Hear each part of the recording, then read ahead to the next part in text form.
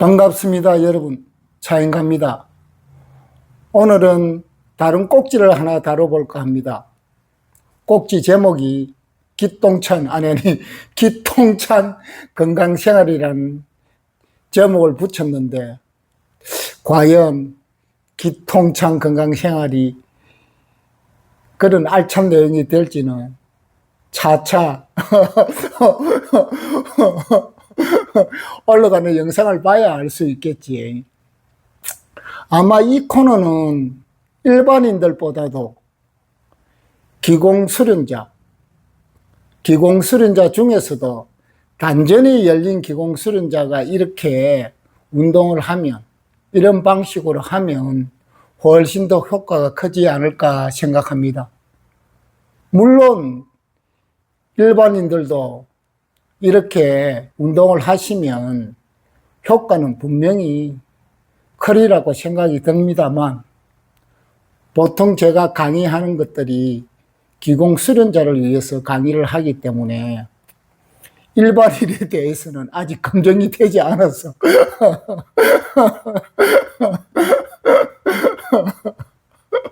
그 임상 데이터가 나오지 않아서 확신 있게 대답을 할 수 없습니다.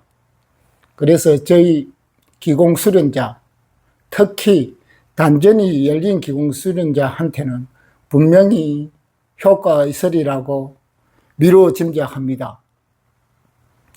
오늘의 주제는 우리가 걸을 때 어떻게 걸으면 기공 운동의 효과를 얻을 수 있을까?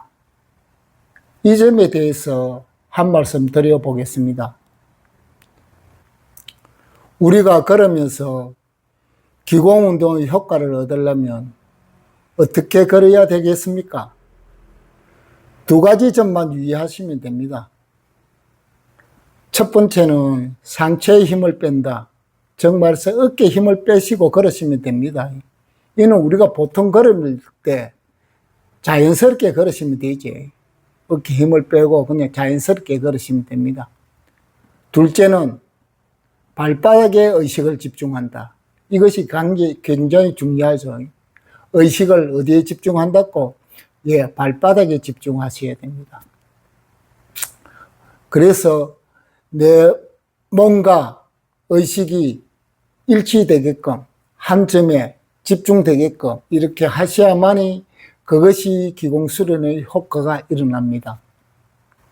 그럼 상체에 힘을 빼야 한다, 어깨에 힘을 빼야고 한다고 이렇게 여러분께 말씀드리는데, 요즘 보통 이렇게 걷기 운동을 하시는 형태를 보면 이렇게 힘을 주고 갖고 이렇게 걷는 분들이 많이 계시지. 물론 이렇게 걸으셔도 됩니다. 이것도 한 방법입니다. 그렇지만 그것은 상체, 즉 팔의 근육은 강화할 수 있지만은 기공수련의 효과는 얻을 수가 없습니다. 왜냐하면 기공수련은 머리에서, 정말해서 뇌신경계에서 발생했던 에너지가 이렇게 흘러서 손끝, 발끝까지 가야 되는데, 이렇게 힘을 주고 갖고 팔을 흔들시면 뇌신경계에서 발생된 에너지가 이렇게 내려오면서 여기 딱 멈추지. 여기 멈추가 손끝까지도 가지 않고 또 머리도 올라가지도 않고 여기에 멈춰 있기 때문에 이렇게 에너지가 돌지가 않지. 돌지가 않기 때문에 어깨 근육은 강화될 수 있지만은 에너지 운동은 아닙니다. 그렇게 기공 운동은 아니지. 그래서 이렇게 걸으셔도 되는데, 그것보다는 그냥 팔에 힘을 빼고 그리고 어깨에 힘을 빼고 그냥 자연스럽게 우리가 흔드시면 되지. 이것이 하나의 방법입니다. 그 다음에는 발바닥에 의식을 집중해야 되는데, 우리가 걸을 때 보통 무의식적으로 막 걷지 않습니까? 그냥 아무 생각 없이 여저 보고 그렇긴 해. 의식이 다 어디로 가 있습니까? 바깥쪽으로 가 있지. 오는 차도 보고 상점에 그 간판도 보고 나무도 보고 하늘도 보고 이렇게 걸으시는데, 물론 그렇게 걸으셔도 됩니다. 그렇지만은 기공술의 효과를 보려고 하면 그렇게 걸으시면 안 되고요. 내 몸의 한 점, 그렇게 발바닥에 집중을 하셔야 됩니다. 그러면서 먼저 발 뒤꿈치를 땅에 대고, 그 다음에 발바닥, 그 다음에 발가락을 땅을 움켜쥐는 느낌으로, 실제로 움켜쥐어야 되죠. 움켜쥐면서 걸으셔야 됩니다. 이런 방식으로 걸으시면 먼저 발가락을 단련시킬 수 있지. 발가락 근육이 강화되면서 그리고 그쪽에 있는 신경계들이 튼튼해지지. 그런데 그 대신에 이제 발바닥에 집중을 하셔야 되지. 지금 발바닥이 뒤꿈치 된다, 발바닥 된다, 움켜진다, 이렇게 의식을 집중하셔도 되고, 아니면 발바닥에 이렇게 지켜보면서 느낌을, 지금 발바닥이 어떻게 되네, 내 몸 중심이 어떻게 기울어져 있네, 어디에 솔리가 있네, 이런 것들. 그렇게 발바닥을 세밀하게 이렇게 관찰하듯이 집중하시면 되지. 이렇게 되지야만이 그것이 무엇입니까? 기공운동의 효과를 볼 수 있지. 이렇게 매일 걸었을 적에 발가락 움켜쥐는 횟수를 100분 하든지, 처음은 100분부터 시작해야 되겠지. 100분 움켜쥐고, 그 다음에는 그냥 여러분이 평소 걷는 대로 걷고, 그러다가 좀 그렇게 되고 나면, 그 다음에 200분 움켜쥐고, 또 그렇게 한 10분이나 10분 정도 걷다가, 그 다음에 보통 여러분이 평소에 걷듯이 그렇게 걸으시면 되지. 또 그렇게 이렇게 걸으시면서 또 그렇게 움켜쥐고, 그렇게 해서 100분, 200분, 300분, 400분, 한 500분까지 횟수를 늘리시면 됩니다. 그래도 하루에 한 500분 정도는 발가락 움켜쥐셔야 안 되겠습니까? 이렇게 발바닥에 집중하고 관찰해서 걷다 보면 내 체중이 발바닥 어느 부위에 실리는지, 안쪽에 실리는지 바깥쪽에 실리는지도 알 수 있게 되고, 또 내가 발바닥이 바깥쪽으로 틀어져 있는지 안쪽으로 틀어서 걷는지 이것도 또 알게 되지. 먼저 이것을 알아차리면 그때부터는 그 반대로 걷는 노력을 하시면 약간 교정이 일어날 수 있습니다. 이처럼 여러분들이 걸으면서 기공 효과를 얻으려면 항상 의식이 발바닥에 붙어 있어야 됩니다. 발바닥을 집중해야 되지. 그렇다면 이것은 집중 명상과 비슷합니다.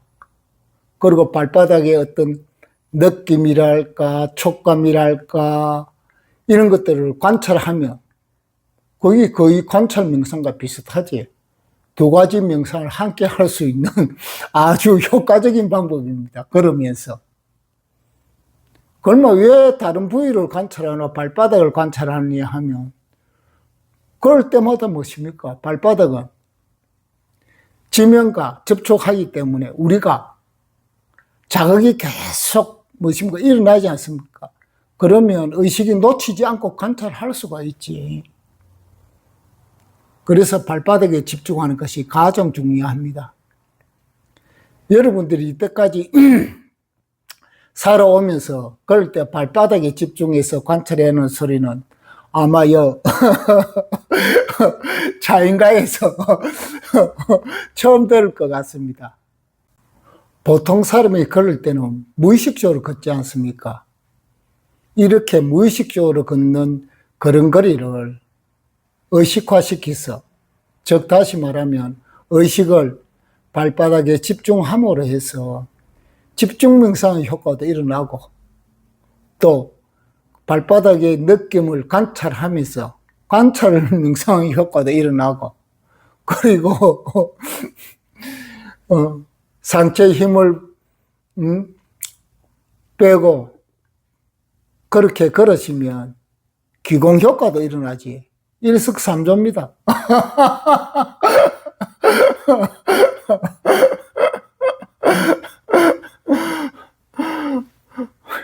그래서 우리가 걸으면서 기공운동 효과를 일으키려고 하면 첫째는 상체에 힘을 뺀다. 정말해서 어깨에 힘을 빼고 팔을 자연스럽게 흔든다. 그 다음에 두 번째는 의식을 발바닥에 집중한다. 이 두 가지만 하면 됩니다. 쉬울지 않습니까?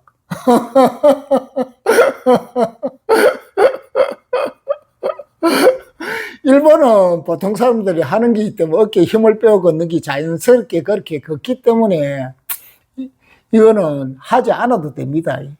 그렇게 신경 쓰지 않아도 되지. 오늘은 여기까지 하겠습니다. 하루하루 건강하게 차인 갑니다.